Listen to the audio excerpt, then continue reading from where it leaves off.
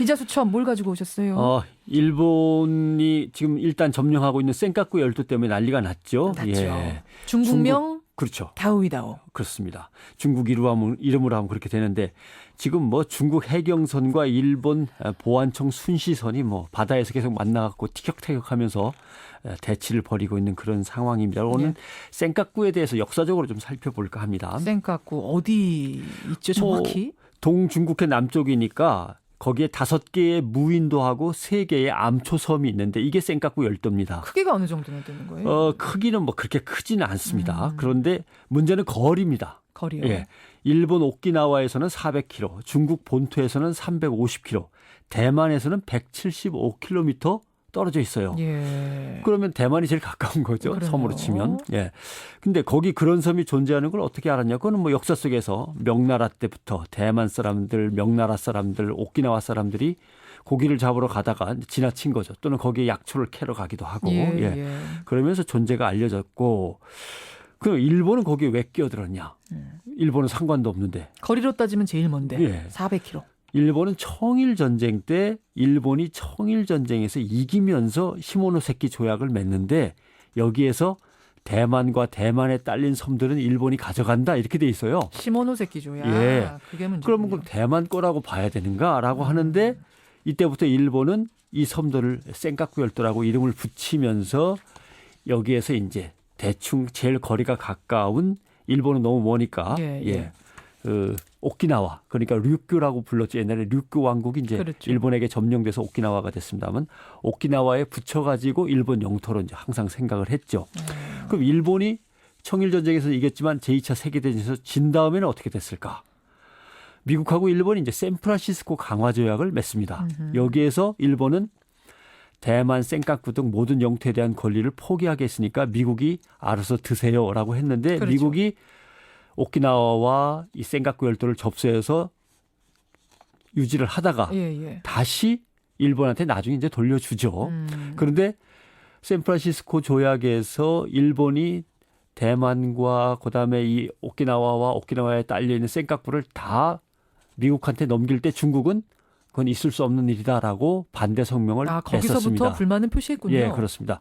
그러니까 결국은 일본은 거리로는 제일 멀지만 센카쿠를 1895년부터 50년 동안 통치를 한 경력이 있는 거죠. 예. 그러다가 다시 넘겨받은 거는 이제 뺏겼다가 넘겨받은 건 1972년이 됩니다만은 그때부터 또 40년을 일본이 갖고 있었던 거죠. 그러니까 일본은 결국 90년 동안 센카쿠를 갖고 있었던 겁니다. 자, 문제가 복잡하네요. 그 복잡하죠. 역사를 쭉 듣고 보니까. 예.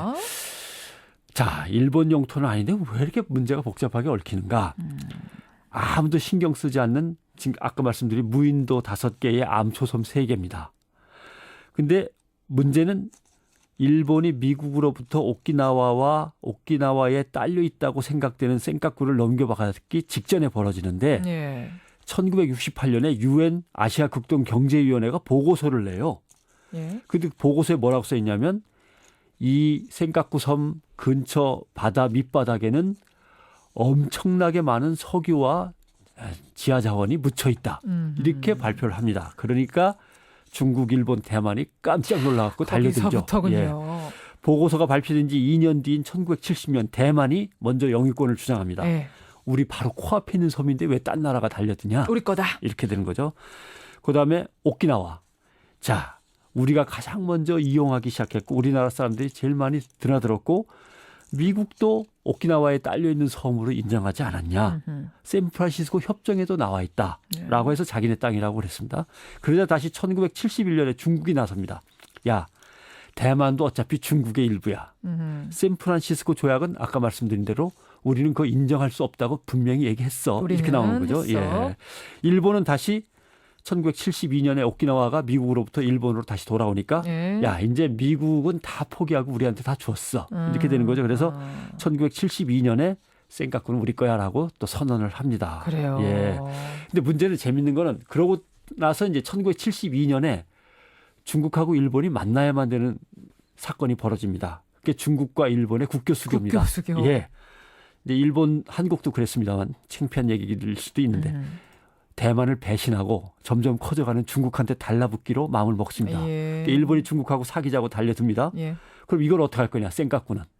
그때 일본하고 중국은 이렇게 얘기합니다. 야, 분위기 좋을 때 괜히 이거 꺼내갖고 일 망치지 말고 나중에 얘기하자. 덮자. 예, 그렇게 해서 덮고 넘어가는 넘어가는군요. 거죠. 예. 그렇게 되는군요.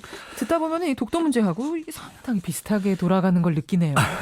이거 같은 경우냐 다른 경우냐인데 다른 경우라고 봐야 됩니다. 왜냐하면 독도는 한국이 이제 독도를 실효적으로 지배하고 일본이 인정 못하는 경우고 센카쿠는 일본이 센카쿠를 실효적으로 지배하고 중국이 인정 못하는 경우고 같지 않나라고 하는데 그렇게 얘기들 말이죠. 많이 하는데 예. 달라요. 독도 문제는 일본이 우리나라를 침략해서 식민 지배를 했는데 식민 지배가 끝나면서 우리나라가 국권과 영토를 되찾아오는 것이고 그렇죠. 센카쿠는 도대체 누구 땅인지 모를 중간에 놓여 있는 무인도를 가지고 전쟁이 끝나면서 서로 점령지를 어떻게 처리할 건가. 니들이 점령했던 땅인데 과거에는 우리도 점령했었는데 하는 이 문제 또는 미국이 점령했다가 빠져나간 이 점령지를 과연 어떻게 처리할 건가의 문제인 거죠. 그러니까 애초부터 누구의 것인지 정확하지 않았던 게 그렇습니다. 센카쿠고 예. 독도는 분명히 우리 거였기 때문에 상황이 다르다. 만약에 오키나와라 하더라도 그 땅이 오키나와 사람들이 제일 많이 이용했다고 해서 오키나와와 일본은 사실 주민들의 혈통부터 다릅니다. 그렇죠. 일본이 강제로 점령한 나라가 오키나와라니까 마치 이건 티벳하고 중국이 다른 거나 비슷하기도 예, 하죠. 예, 예. 티벳이 중국에서 독립하면 티벳 땅은 당연히 티벳의 영토인데 이건 독도하고 똑같은 문제입니다. 그러나 센카쿠는 오키나와가 독립한다고 해도 오키나와 땅이라고 할 수 있는지 이 문제는 아직 미궁속에 빠져 있는 거니까 예. 자 복잡한 문제입니다. 이걸 어떻게 할지는 한번 좀 지켜보죠. 이거 그냥 싸움으로 풀 수 있는 문제는 아닙니다. 그러면 동북아시아, 동남아시아 쪽에 예. 또 전쟁이 일어나니까 어떻게든 외교로 풀어야 될 문제입니다. 센카쿠 다오이다오 뉴스에 계속 나오는데 도대체 그 역사는 어떻게 얽혀 있는지 오늘 변성태 기자가 살펴주셨습니다. 수고하셨습니다. 고맙습니다.